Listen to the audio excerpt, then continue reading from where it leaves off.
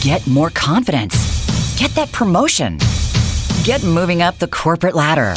Get a better gig with an MBA from Mays Business School at Texas A&M University.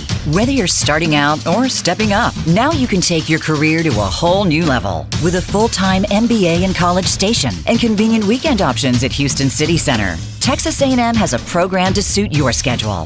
Visit mba.tamu.edu. And Giga Maggie.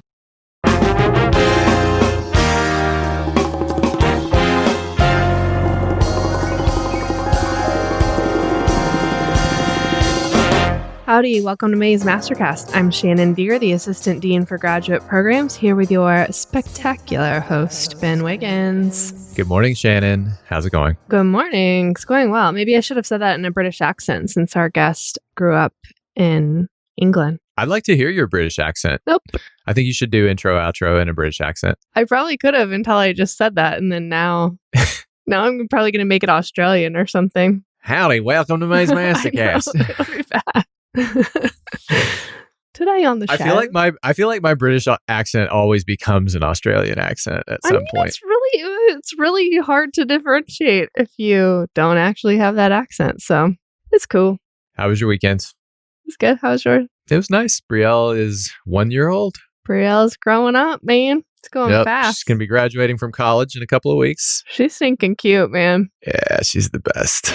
She's the best. She's in there. She's been in there chattering this whole time. So she's growing up. She, you can tell she's looking not like a baby as much anymore. So It's happening. Yeah. Ready or not. We were at our home group recently, and I said, this was almost a year ago, and I said, yeah, she's like a little person. And Kyle's girlfriend Sarah said she is a little person. Yeah, that's what she's definition. Yeah, she is in fact a little person.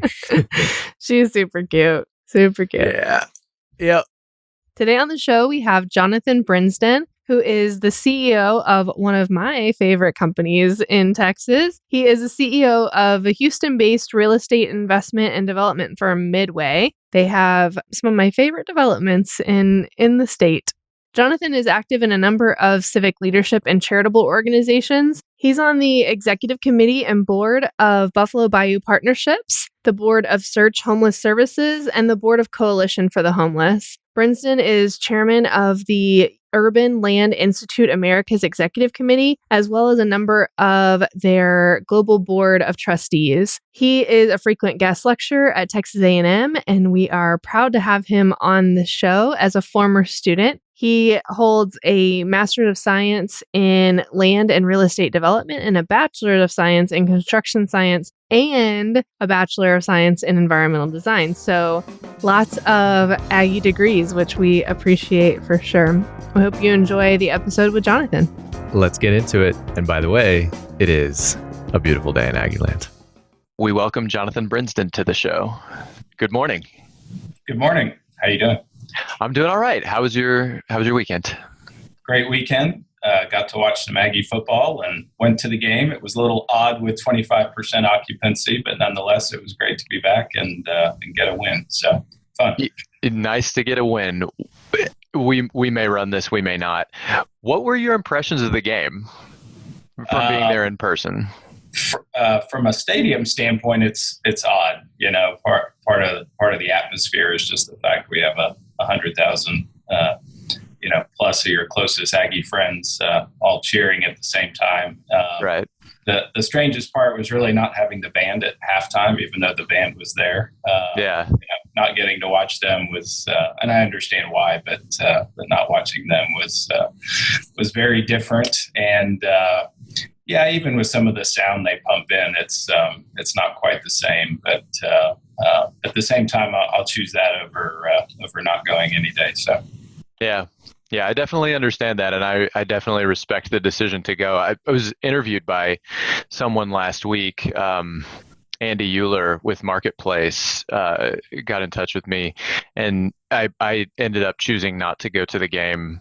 But I thought he ran a very fair treatment of what is an extremely difficult situation. I think the university and the athletic program and the athletic department are handling everything as best they can. And one thing that I wonder about is, and maybe you can speak to this as well, is in footage of stadiums that I saw around the country,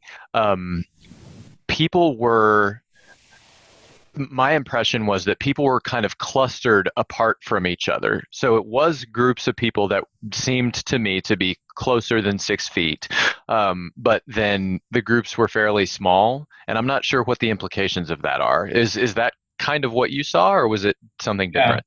My impression was it was sort of groups of, either family or friends that were grouped together, and then sort of there was spacing between the groups, and probably better spacing horizontally than vertically. But for the most part, I agree with you. It was, I think it was people clustered together that were comfortable, being near or together. And so yeah, it's, I think there's no playbook for any of this. It's difficult to navigate. And, I think in some respects, right or wrong, it's a little bit of trial and error, and you kind of work your way through it, figure out how it can be improved, and keep moving forward. Sounds pretty reasonable. Let's talk about you. Where did you grow up? So I was born in London. Both my parents are English, and my father was a lifetime Shell man, and we were transferred to Houston when I was 6, and what was supposed to be a 2-year assignment, and then a 4-year assignment, and then a 6-year assignment. They're still here, and I'm still here. So Houston is definitely home, although I still have a lot of family in England, and I've had the good fortune to spend a lot of time in Europe. But Houston's home. I heard you say fortune just now. Is that I haven't heard many people say it that way. Is that? Yeah, I think, you always look sort of back on your life and understand, things that influenced your life and that had a positive impact. And I think in a way, especially in terms of even my career and what we're focused on, I think, having spent time in Europe is actually very informative in sort of how I think about development and communities and towns and urbanism. So. Oh, that's interesting. Tangent for a moment on that. What are your thoughts on European, just what you just said, European development versus American development, and what do you think has informed your process? Yeah, I think you have to take into consideration of time, right? And essentially, relative to Europe, any city in the U.S. is young. And then we've always had, for the most part, good fortune of plenty of land and real estate. And so we're certainly not as confined as, smaller countries and cities that have really had to densify because of land area. Right. In terms of how, and, in a way in the U.S., I think that has been a negative because it's sort of been counter to densification or mixing of uses. Since land was abundant, you could go, build over here and build over there. And in a way, you think about even how, the campus in College Station has developed. We've never been short of land. And so it's tended to sprawl a little bit. Now I think we're starting to do a better job of saying, well, we can't keep spreading out. We need to sort of bring things back into campus and densify. And I think cities, in the U.S. are very much that way. And for me, I laugh sometimes when people say, oh, I love this mixed use development you're doing. It's such a new way of thinking. Well, not really. That's how towns, that's how towns and cities in Europe and other places have been for centuries. And so in many ways, it's just going back to how cities existed. How many in your family growing up? 4, my mom and my dad, and I have a younger sister, and, very English, and we sort of followed the tradition of, keep calm and carry on. And, I always say, when I got married, it was a little bit of a shock for me because I married into a Catholic family, 6 children. My wife was the youngest, and I remember spending my first Christmas with them sort of almost with my back against the wall, just sort of taking hold of this craziness that was getting your hair blown back. Yeah,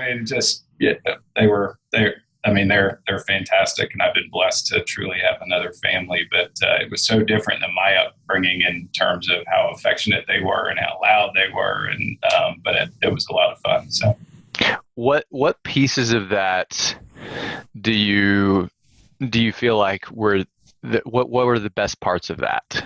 I think inherently, and my sister and I were always close, but I think when you have, 6 or 5 siblings, depending which one you are, there's a different bond there, because in many ways you take care of each other. That's inherent when two parents have a big family. As part of the responsibility of taking each other falls to your siblings, and my wife especially. She says she was raised by her brothers and sisters, and so I think there's sort of a different connection there, and to watch that dynamic between all of them has always been fun to watch.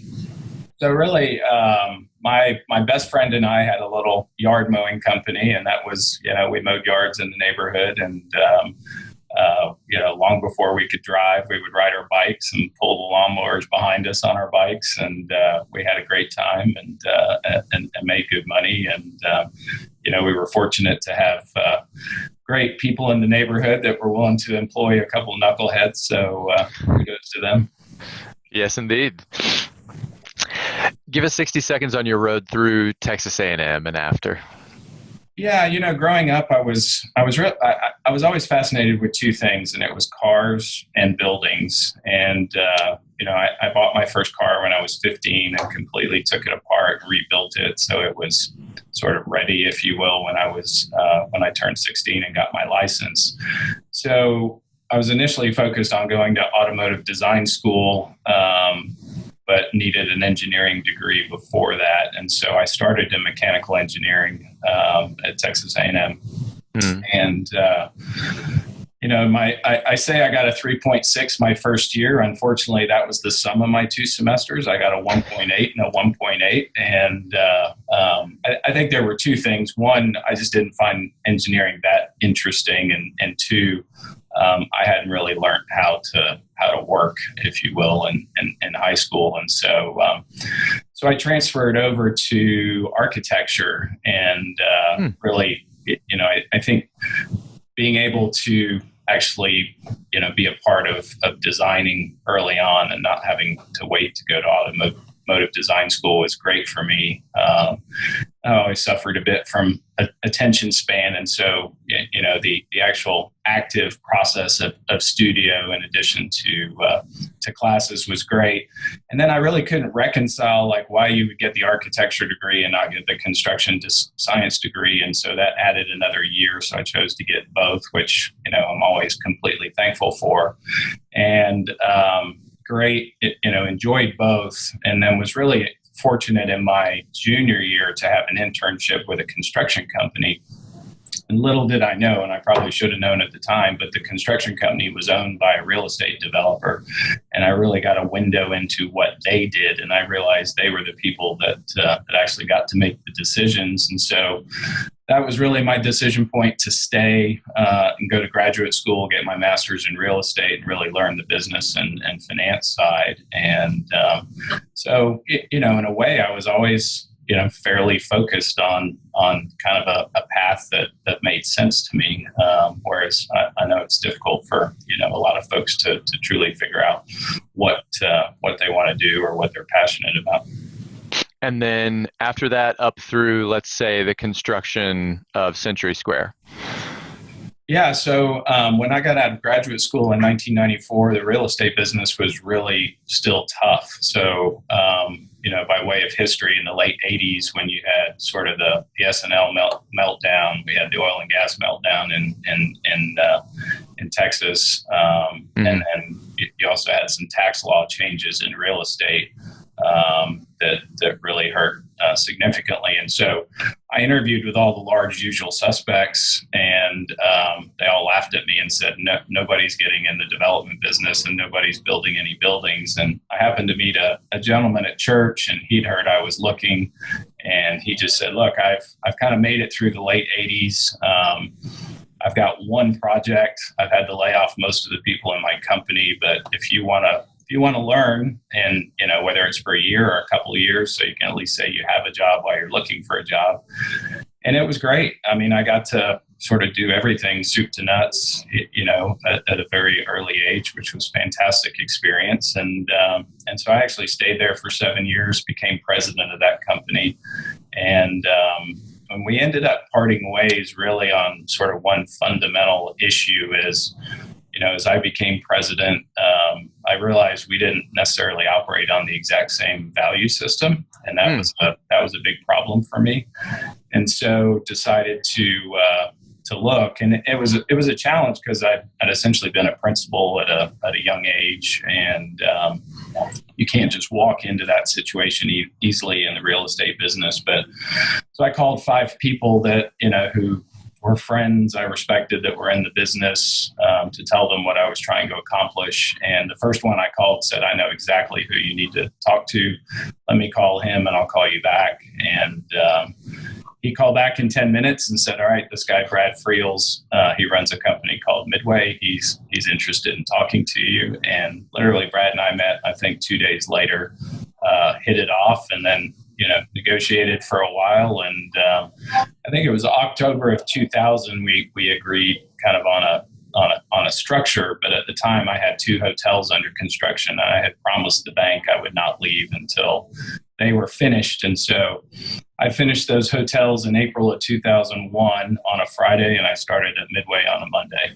And but I think that experience sort of on a recognition about values is has been sort of very fundamental to me. And when I had the opportunity to lead more broadly here at Midway, really starting in 2007, one of the first things I did was said, we need to be open and clear about our stated core values and what those mean to us. And we have a whole hiring process today built around, those values, and that if we all start with the same set of values, then everything's going to be easier. And so it's, while maybe unfortunate that sort of, we parted ways, in many ways, it was a very important sort of component of my career and how I thought about leading going forward. Yeah, that makes sense for sure. Of the core values that you've established at Midway, which one is the hardest to find in the hiring process? It's integrity, passion, adaptability, quality, initiative, and teamwork. And then actually there were 6 initially, and then we added generosity as a 7th later on. And I didn't come up with those. We had a company meeting at the time when we had about 20, 25 people, which is today 150 people. But, and I posed it to the team in terms of, what do you want in a teammate, right? If you were to choose the ideal teammate, what values would they possess? And those are what they established. I don't know if it's the hardest, but it's one of the ones I kind of look at it and say, integrity is a baseline that, that's not a question. For the most part, I think people know what we do is not easy, relative to maybe other options in the business. And so I think they tend to have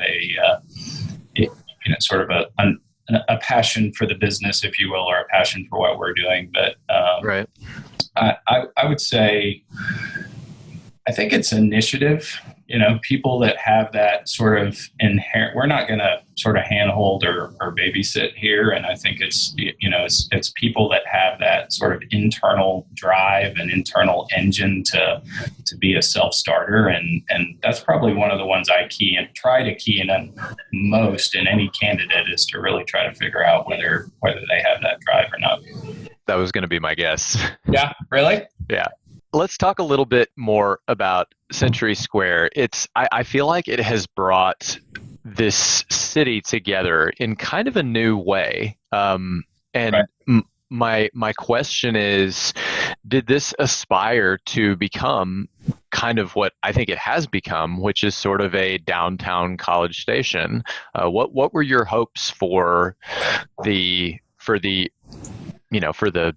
project in the early days? Right. So I think if you go kind of start with our purpose as a company, which is to create enduring investments in remarkable places that enrich people's lives. I mean, that's kind of the lens in which we approach real estate and investing. Most of what we execute today is, our mixed-use developments. And while sort of creating place is maybe the most overused term in the real estate business, that is our goal. And with Century Square, our stated goal was to build a regional and community destination that really connected people to College Station and the university. And I give the university a lot of credit because the vision for it really was in Gates's 2020 plan. And it's kind of interesting that we're here. And it was a long road. We were awarded the project in 2007 after going through a lengthy interview process, and then I believe Gates left in 2008, and we went through several administrations. Also went through the financial crisis in 2008, 2009, and that really had pretty lengthy hangover in the real estate business till kind of 11 or 12. So we finally it really took John Sharp, sort of spearheading and refocusing and saying, this is really important and we need to get this going. And so we didn't sign the ground lease till 2014. And so it was there was a 7-year gap from when we were awarded the opportunity to when we actually, legally signed the agreements. And so I always say, if it wasn't for the fact we weren't a bunch of Aggies, we probably would have given up and, gone and focused on something else. But it was always important to us. And that's a long answer to your question. But yes, I mean, I think what we're starting to accomplish today is part of our original goal. And we've only developed about 20 of the 60 acres. And so, we're still in the very early stages of kind of creating this critical mass and this community destination. What do you anticipate what are kind of the next stages of growth for that area, for the other 40 acres? I don't think the drivers will largely be either additional residential or additional office. And I think, the office market especially is one we've been focused on all the way going back to 2008 with our, one of our first large mixed-use projects here in Houston called CityCentre.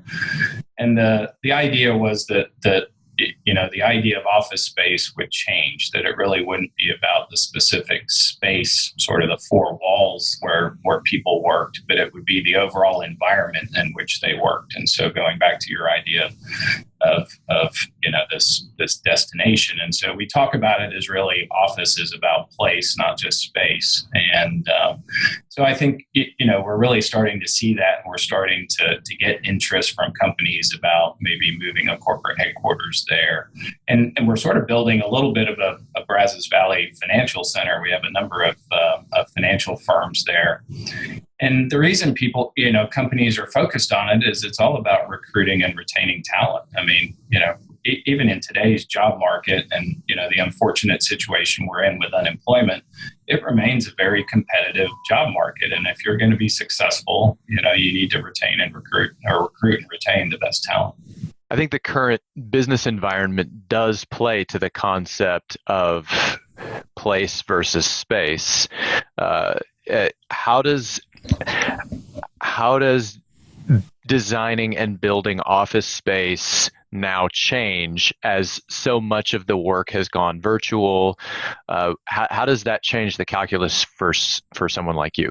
Yeah, I think the overarching umbrella is health and wellness. And we've always felt like, that was an important aspect of developing office space in terms of, having access to fitness, or just having the ability to walk outside and access to green space. And in many ways, I think the things we've been focused on, COVID and post-COVID, will only, exaggerate and highlight those trends even more. And so I think we're very well positioned from a density standpoint. While, in College Station, we've tried to create a fairly dense and urban environment. I do think there will be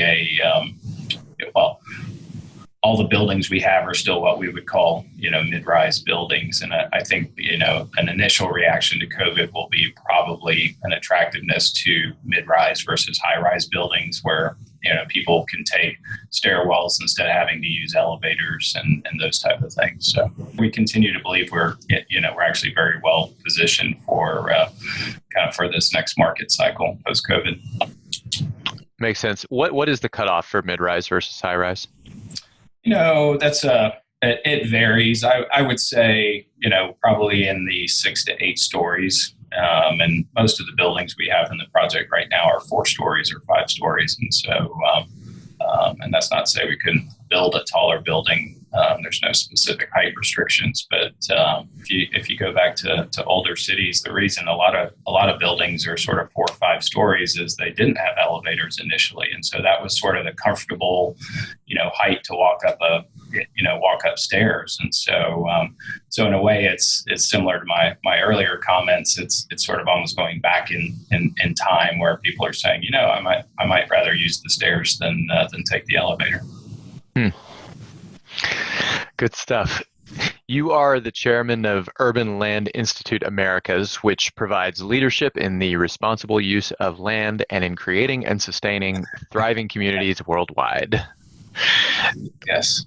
Tell us a little bit about that. What do your responsibilities look like in this role? Well, we're in the process of rewriting the purpose statement because it's far too long and difficult to remember, and so that's the first thing. But I've been a member of the Urban Land Institute since I was a graduate student at A&M. I used to read their case studies to try to learn about other projects in real estate. I'm chairman of one of 3 global regions, and so we have the Americas, Europe, and Asia. So I'm chairman of the board for the Americas, but also part of the global board of directors, where there's 18 members, and it's my role is really to help leadership there with strategy. Obviously, we have a current challenge with COVID that we've never faced before. In many ways, we are an organization that brings together the best and the brightest around the world to share ideas, and now suddenly you can't do that right in person. And so, like everybody, we're having to adapt. And I actually think we'll be much stronger coming out of this because we will have found ways to, additional and new ways to keep people connected that hopefully will add value to our members.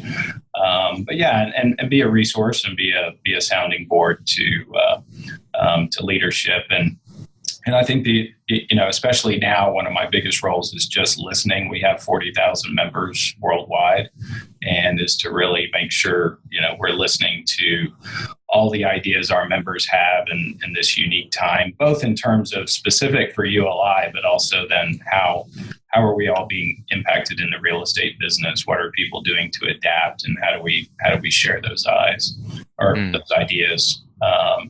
And then diversity and inclusion is a big focus for me. I've kind of stated that's my focus over the next 2 years. And, in many ways, the real estate business is male, pale, and stale. And I'm stealing that.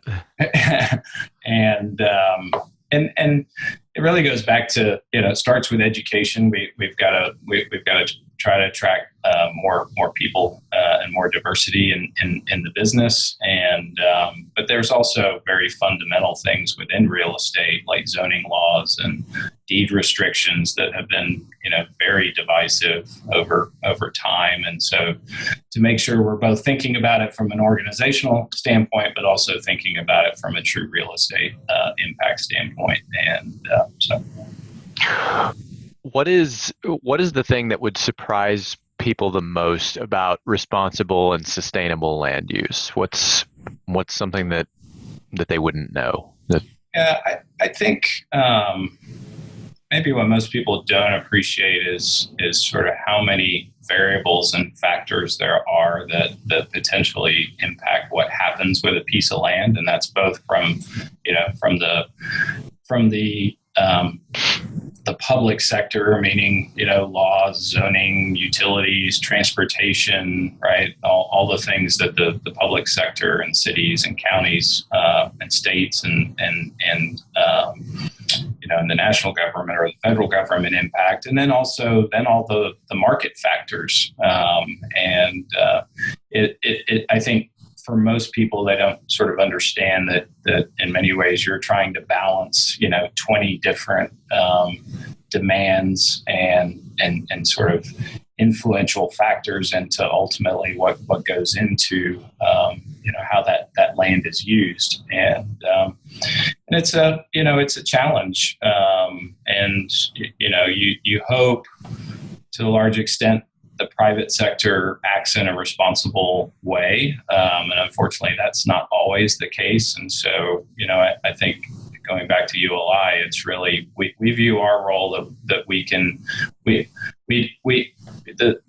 influence leadership, whether they're in the private sector or the public sector, to truly hold themselves to the highest standard. And the way we think about it here at Midway is ultimately it's about impacting people's lives, and think about it in a very simplistic way is, did I leave it better than I found it? And so that's kind of the lens. But yeah, I don't think most people appreciate really kind of how complicated it can be. In terms of impacting people's lives, leaving things better than you found them, you are a person who puts your money where your mouth is in that respect. You're on the boards of 2 nonprofit organizations benefiting the homeless community in Houston. Give us a little bit on that. How did you get involved with these organizations? What are their purposes? Are the 2 organizations different in their function? That sort of thing. Well, I'll start with, I'm a firm believer sort of things happen for a reason, and sometimes you just have to be opening to listening and understanding why things might be put in front of you. And in terms of homelessness, there was actually a confluence of events. We became a downtown property owner in Houston, which we had not been before. And when you start operating a very urban downtown property, suddenly homelessness pops to the top of your radar in terms of things you need to be aware of. Yeah. I actually had several industry friends ask me if I would be interested in getting involved, and really in a kind of a quiet, sort of moment of prayer. I just sort of felt like this had been put in front of me, and so I reached back out to one of the gentlemen that had asked me if I'd be interested. I said, yes, I'd like to get involved. I didn't think when I said I'd like to get involved meant I'd immediately be on the board, but he immediately said, great, we'll have you on the board. We can have a vote at our next board meeting. And so that was for Search Homeless Services. And I had the good fortune of being chairman of Search for several years, and continued to be involved. And then really as through my involvement of Search, I recently joined the coalition, which is Houston has actually made more progress on homelessness than any other city in the country. Most cities today, while working hard at it, the numbers are still flat or slightly increasing.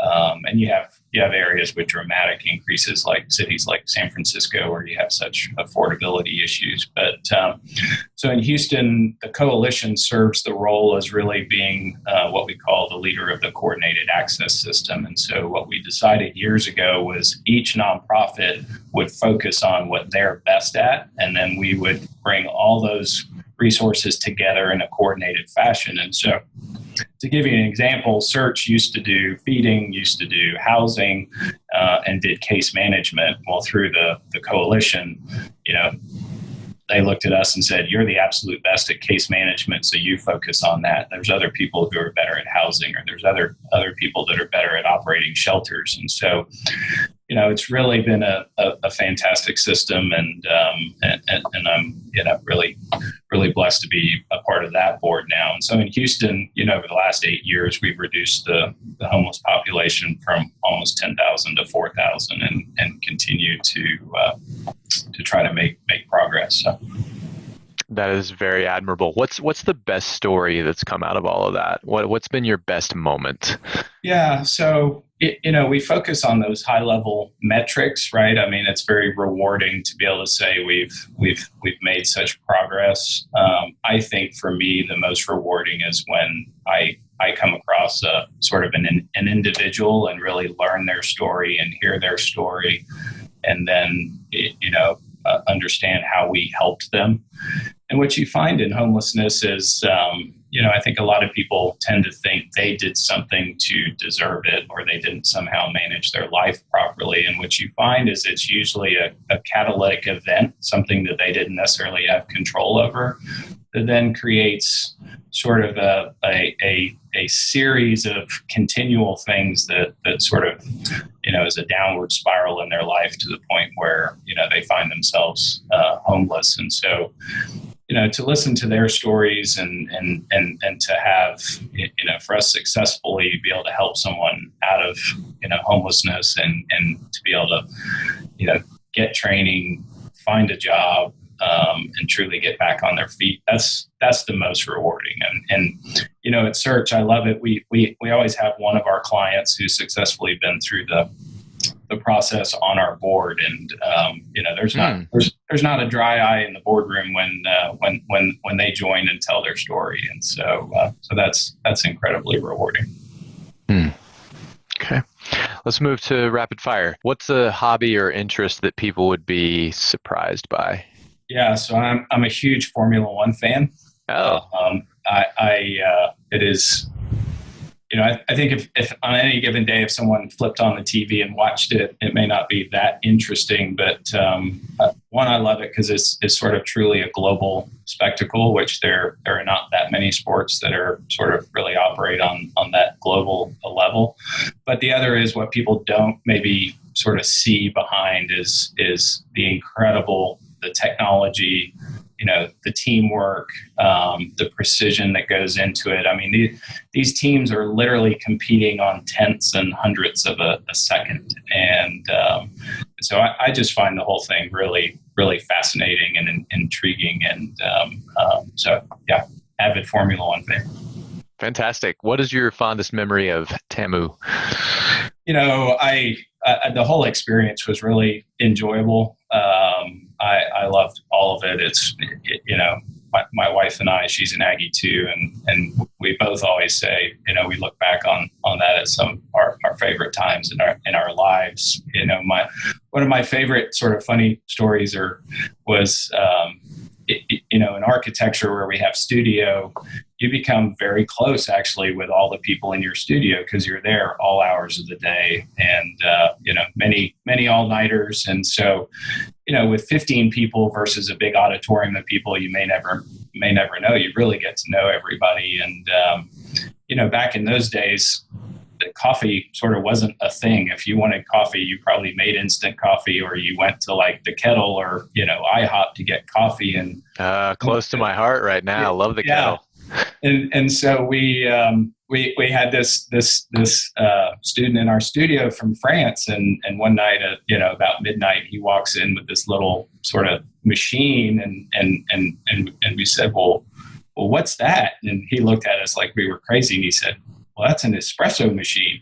We're like, well, what's espresso? And so needless to say, we had great coffee for the balance of the semester. And we were introduced to something that now has become commonplace, but back then was unknown.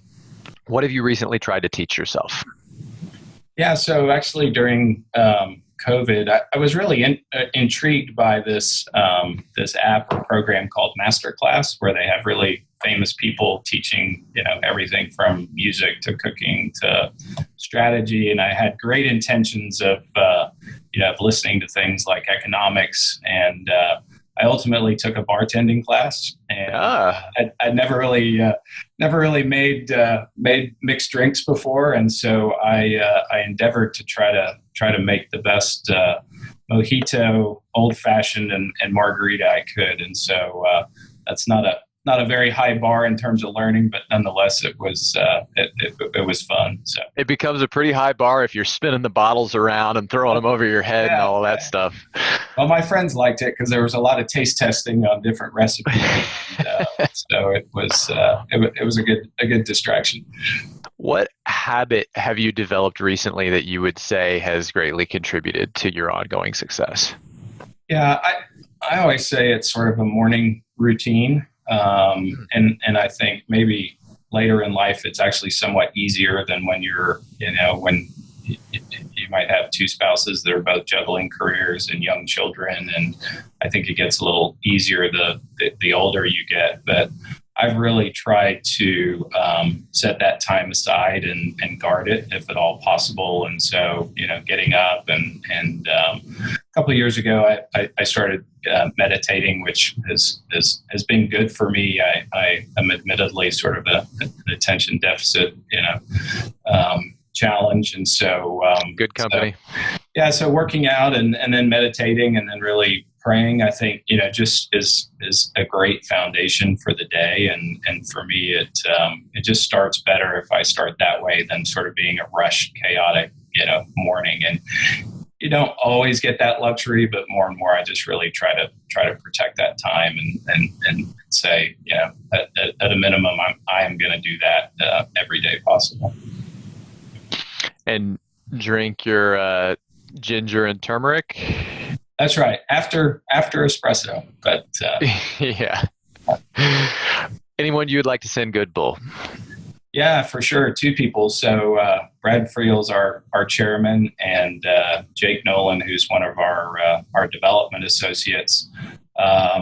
Actually, separately, but in tandem, they both had this idea for Aggie Park, which is redeveloping the area, right outside the east side of the stadium there, kind of between the stadium and the band practice area. And that, in their minds, that really was underutilized and could be a much better experience, not just for game days, but for 365 days a year for students and faculty and the larger community. And so Jake was actually still a student when he was pushing it. We ultimately hired him, and now, along with the foundation and the Association of Former Students, that park's going to become reality. And so just kudos and goodwill to those guys for not having a vision and not giving up. And at the end, I think it'll have an incredible impact for the campus.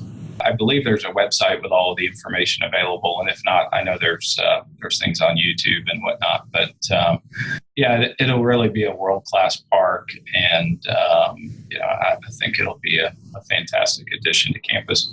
For our listeners, if you'd like to look at the design, we'll have a link for that in the show notes. Jonathan, thank you so much for your time. We appreciate you joining us this morning.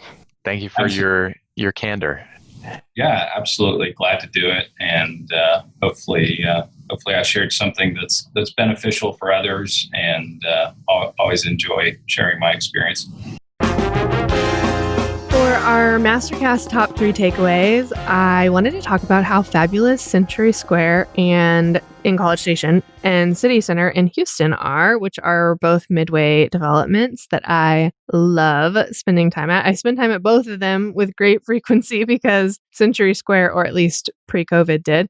Century Square is here in College Station, and then CityCentre is in Houston, where we have our second Mays campus, our kind of satellite Mays campus. And so I teach there and work there a lot and spend the night there. It's kind of was kind of a second home again, pre-COVID. But yeah, love it. I'll be back there this spring when we have in-person classes down there and I'm teaching. Indeed. Yeah, I love going to Century Square. I'm really looking forward to Brielle getting to experience Century Square, and I feel like College Station over the course of my lifetime has really come together as a city in some ways. And I'm really excited for Brielle to be able to grow up in the city that it is now. Not that it was any less than before, but I think it's at a particularly exciting phase of its municipal growth cycle, if you will. Yeah, I agree. Yeah. And Century Square is maybe, emblematic of that phase.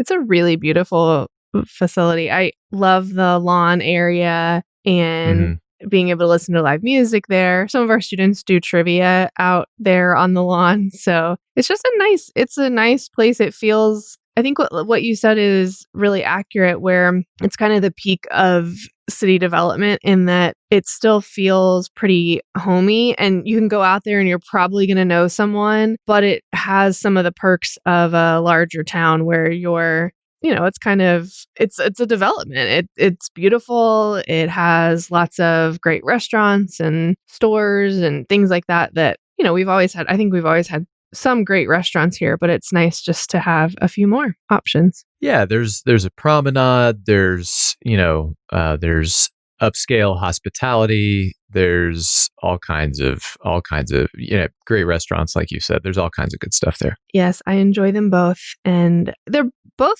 very COVID friendly, by the way. There's lots of outdoor space in those areas, but hope to be able to go there more once things settle down.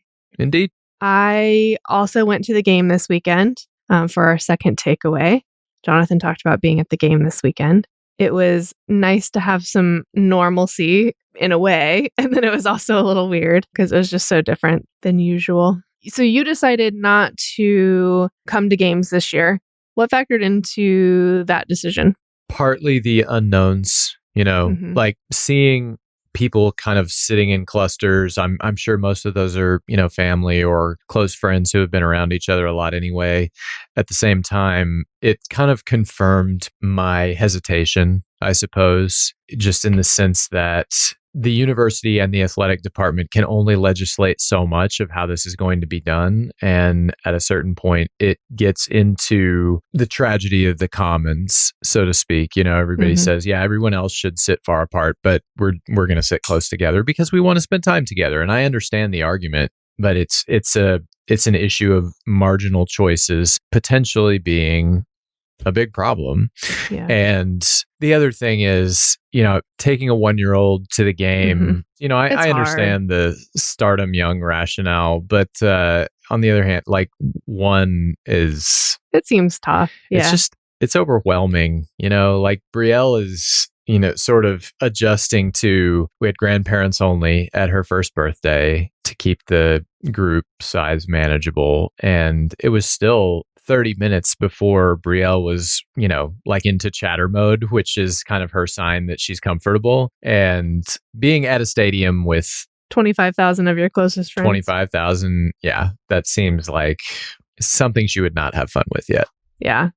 Yeah. So those two things were kind of the biggest things for me. No, I think that makes sense. Yeah. My mom's always said, if y'all have kids, I'll come take care of them so you don't have to take them to a game because it doesn't look that fun. But I don't know. I mean, it was an interesting experience. I'll be very curious to see, just if it impacts cases or, if spread is determined to come back to the game. I think where we were was very safe, but we're in the faculty staff section and, people were spread out and it seemed fine. Right. And we avoided, we made sure we didn't go down the ramp when there were people on it. And, we just did a few things slightly differently, but nothing major. It was hard to tell from where we sit. It's hard to tell what the student section really looked like. So that will be interesting to see. But overall, it was a positive experience. We have not done anything. So being around any amount of people, I was like, oh, this is very, very different. But yeah, it was interesting. For our last takeaway, I loved what Jonathan said, and it's a fairly common phrase, but did I leave it better than I found it? Just seems like such a good phrase to reflect on as we kind of move through our personal and professional lives. Yeah, I agree with that. And it's important to focus on the unintended as well as the intended, both the benefits and the consequences. For sure. I know you watch Social Dilemma, right? No, haven't seen it. Oh, you haven't seen it? It's been kicked around our home group a lot, but yeah. I've not watched it yet. Oh man. All right, y'all need to watch it. But a lot of what they talk about, we talked about it on the show with Bitcoin. A lot of what they talk about on that movie is kind of the unintended consequences of one of the guys that was interviewed invented the like button. And he was talking about the intention of the like button and how it's just become a life of its own. And it has so many negative consequences, this one little button on Facebook, or, it's been replicated on everything else too. But it's interesting. I think the takeaway for me there is just once something becomes big enough, it's going to have consequences you can't control or didn't intend. It seems like a hard pill to swallow when your intention in starting it might have been good. Yeah. The concept of the like button is at some level a little confusing to me. The only thing that I use it for is to encourage a friend or family member in something that they said. I probably use the care button, the new care button. I haven't seen that one. More than the like button. I didn't even know you could use multiple buttons until my sister showed me the other day. And I was like, well, that's information I will never need. Thank you. Right. Yeah. To me, it's a mode of supporting people that I know. I don't know if I ever upvote stuff from big accounts on Instagram, for example. I'll go appreciate it, but the process of kind of like upvoting content from a stranger is at some level kind of confusing to me. Yeah. I don't know. I kind of like the Reddit upvote. I love the Reddit. I love the Reddit thing because it's interactional. Yeah. It's a two-way street. And the upvoting is kind of it's a way of shaping the discussion. Yes. Reddit, I get. Okay. Reddit, I totally get. But not Facebook, like kind of upvoting in quotes on Facebook, using the like. Right. Well, yeah. So to me, honestly, like the upvoting, the like button on Reddit is different from the one on Facebook. Mm-hmm. For me, anyway. It's Mm-hmm. may not be different for others, but for me on Facebook, it's a way of, hey, I see what you're doing, and I encourage you in wherever it is that you are. On Reddit, it's, hey, this needs to be paid attention to, and it needs to, and it's worth discussion and mind space. Mm-hmm. So on Instagram, again, I use it for the same thing that I use the Facebook like button for, which is to say, hey, I see what you're doing, and I see where you are in this moment, and I appreciate that you took the time to post this. Yeah. I think the issue is like, if you're not getting likes, if you're, the counting of likes as a personal value metric. Yeah. But I'm guilty of another form of that, which is on my discussions, I do pay attention to comment tally. And and one of the reasons that we talk more about current issues and politics and, religion and serious stuff rather than sports or candy or whatever is that's what people show up to discuss. Mm-hmm. And so in the end, like I'll dog mainstream media sometimes for their role in, I think, the current divisive environment. But frankly, I'm guilty too. Yeah. So maybe I'm a hypocrite in that respect. I don't know about that. I don't think so. But your conversations are meant to bring people together rather than to divide them. So even if you pick a topic that makes people show up, it's not meant to be divisive. That's true. That's true. That's the rationale I'm going to use. Okay, good. That's you. When you guys do this, it's bad, but when I do it, it's good. I'm glad I can clear your conscience. Do you want to close this with a quote? I would love to close this with a quote. Throughout my career, I have discovered and rediscovered a simple truth. The ability to concentrate single-mindedly on your most important task, to do it well and finish it completely, is the key to great success, achievement, respect, status, and happiness in life. Brian Tracy. Very good. Thanks for listening. An MBA from Texas A&M University can take your career to a whole new level. With full-time and weekend options, Texas A&M suits your schedule. So get a better gig. Visit mba.tamu.edu. Looking to start a podcast? Trying to tackle questions like, how do I record? How do I edit? How can I get music for my show? What equipment do I need? How do I distribute it? Good news. The podcast architects are here to help. Whether that's from start to finish, fixing the audio quality, helping you get the episodes posted, go to podconsulting.co. Everyone has something worth sharing with the world.